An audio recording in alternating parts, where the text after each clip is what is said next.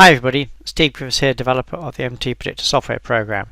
In today's video I'd like to have a look at one setup we were discussing in yesterday's training webinar, and this was a setup that was brought to our attention by one of the participants, Tom.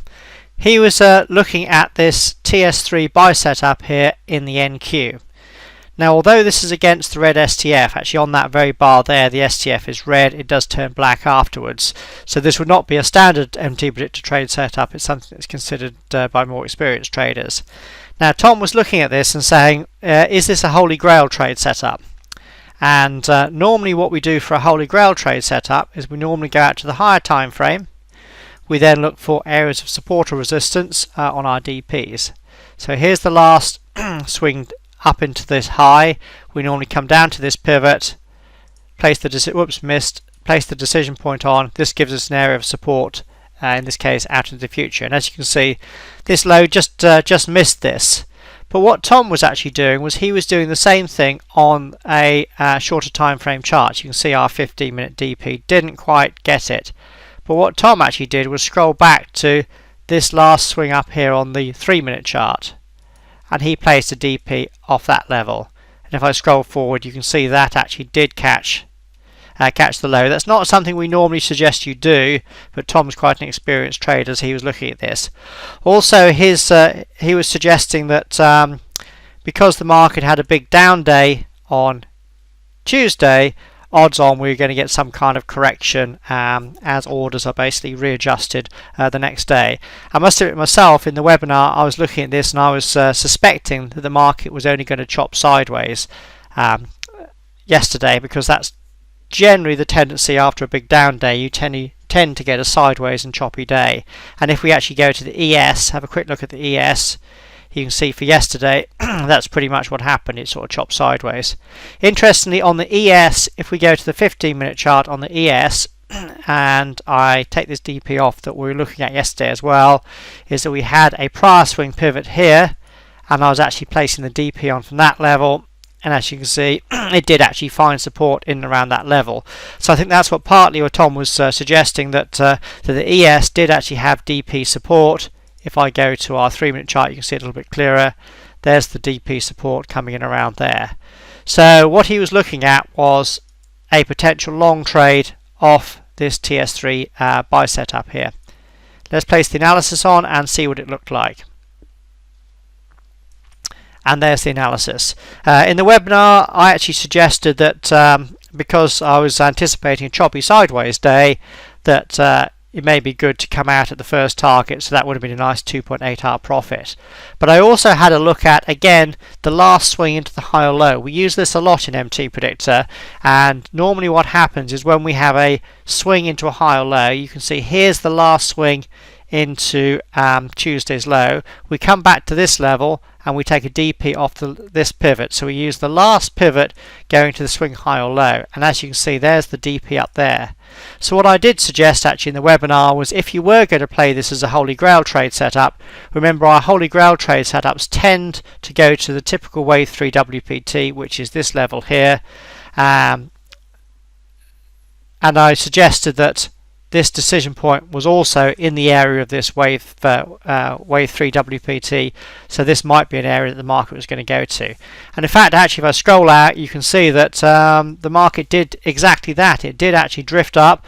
Wasn't a pretty rally, but it did sort of chop around a bit and drift up. And interestingly enough, our typical wave 3 WPT was actually the high of the day. So if Tom had actually held this all the way through to his target that he was looking at, then it would have been a very nice 7.9 hour profit. That's why I like these holy grail trade setups, because the profits are large in relation to the initial risk. Remember, we use correct position sizing to keep the initial risk small under control. Just a reminder to you new guys, what a holy grail trade setup is all about is that we are looking for an important low. We're then looking for the initial rally to be wave 1. We're then looking for the initial correction, which normally subdivides into an ABC, to be a wave 2. We're therefore looking for a wave 3 kind of move. In other words, that's why we go for the typical wave 3 WPT, as in this particular example. So that was my slight reservations about this, is because we didn't really have what I considered a good or important low at this particular low here. It was a DP on the same time frame, and we also had support coming in on the higher time frame on the 15-minute chart.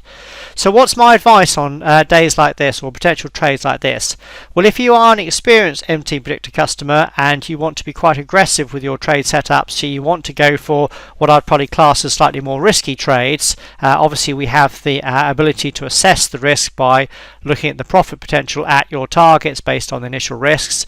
But my general guidelines are, or my advice is, if you are going to take a trade that's probably slightly more risky, as in this particular example, then as soon as you pass the 100% initial risk level, which was this level here, you bring your stop to break even. So you therefore make it a free trade. So in other words, you're being more aggressive with your risk management. In other words, bringing your stop to break even a little bit closer. But nevertheless, I take my hat off to Tom. He actually had a very, very nice trade there. And as you can see, that would have actually had a long trade down here up into pretty much the high of the day there for another 7.9 hour profit. Again, I wasn't anticipating such a good rally in the NQ. Myself, I was only anticipating a choppy day. So I was suggesting that these levels around here, the slightly small profit, was a good one to go to. But either way, you can actually assess the your risk reward and your setups in MTPredictor very easily by using our risk reward tool, and therefore you can build a trade management strategy built around your own risk profile and your own aggressiveness tolerance, if you want to call that. So the more experienced MTPredictor customers can use these tools to find more aggressive and slightly riskier trades, but they're not risky in the sense that they're going to lose more money. They are basically slightly more risky in their analysis, but of course, because you know that, you can then control the dollar risk. In other words, you know that it's a slightly more aggressive trade, so as I've already suggested, you can use your stop loss management to bring your stop to break even a little bit quicker. So I thought that was a very good example of a trade using the tools in MTPredictor, particularly like this DP here as the DP of the last swing to the low. This is a very good technique we use in MTPredictor, particularly as these are leading indicators to give you ideas of support and resistance in advance. So hopefully this has been a good example of what some of the more experienced MTPredictor's customers can do with the software above and beyond normal trade setups.